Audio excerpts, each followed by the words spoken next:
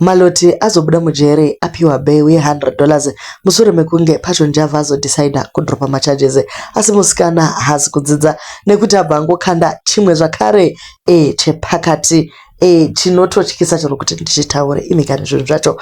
Welcome back to your channel. Please don't forget to like and subscribe. Tete chifunga kuti munhu adzidza but chigunduro chaJehovah charamba zvacho. So aburitsa a message earlier akati iye makadi pano reporting live from my home thanks to my lawyer Dumisani Mtombeni.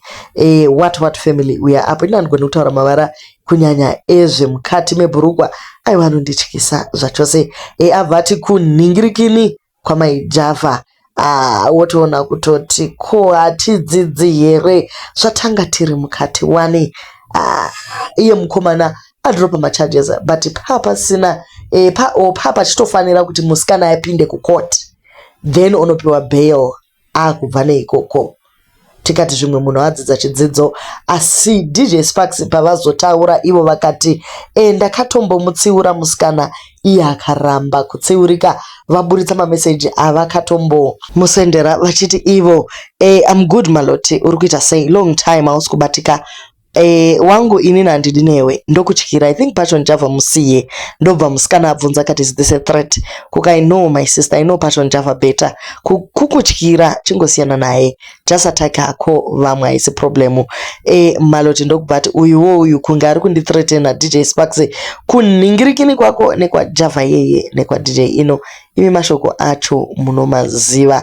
So Maloti azodecide kuti amupindure muzuva ranhasi taking into consideration kuti iyoyi message iyi ndo yakazotokonzeresa zvakare zvecyberbullying izvozvo nemamwe makuningirikini kwamai vaJava kuningi kwazodai. So ati iwewe ndiwe unoraramiswa neinternet nekunanzva neshure yembinga saka una choice you have to be a groupie to survive. Zvekusungwa zvinobreaka maspirits evanhu vari weak not me saka don't celebrate because kwandiri hadzizi nyaya. Kwandiri muri kumboti chiko izvozvo zvekusungwa izvi hazvina kana basa.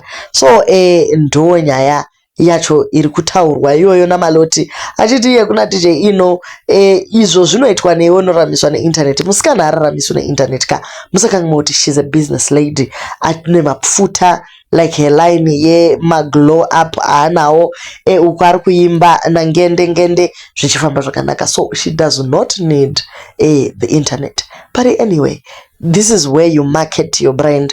Also guy mukaimba nziyo dzenyu nangende vanhu vepainternet zvakare ndo vanhu vacho saka handizivi zvedu but manetizens ari kuti pauri pane nyaya just grow up and learn from your mistake. Hapana chinoshamisira pakutaura vauga dei wagona zvako wasiyana nazvo but vamwe vari kuti hazvina kana basa watogona iwewe ukatoudza Java paningirikini pake pamwe chete nepa DJ ino zvakangonaka zvakadaro. Vamwe vakati who is Passion Java but chenjera kuzofremerwa nyaya wozonyudzwa nehurumende. Siya timu iri repolitics vanotokuitisa mutserendende pareza. Maloti abva decide kupindura akati kunyudzwa iko muri kuziva zvaitika here imi Passion Java is not even in Zimbabwe right now saka ndotongoita zvandinongoita. So vanhu vari kungoziedzawo kumupawo advice musikana. Vamwe vakati your education is lacking, vamwe vakati Maloti uri wekushaya, vamwe vakati tiri kungouyawo neadvice diki kuti nyaya idzi kana uchinge wanobuda uko usabva wadzoka woita nharo dzemutonono.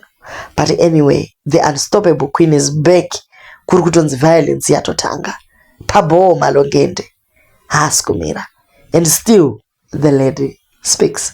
So guys tingagoti kudi tachiti zvimwe munhu achadzidza mumasero une mimba vedu yamuna akikani yei but musikana haana chaanotya akati iye haasi kuzombonyaradzwa nezvinhu zvisina basa izvozvo but kune uyo adropa macharges anotoona kuti lesson haina kusvika. Imikani regai tizvirege. Thank you guys so much for watching and please do leave your comments.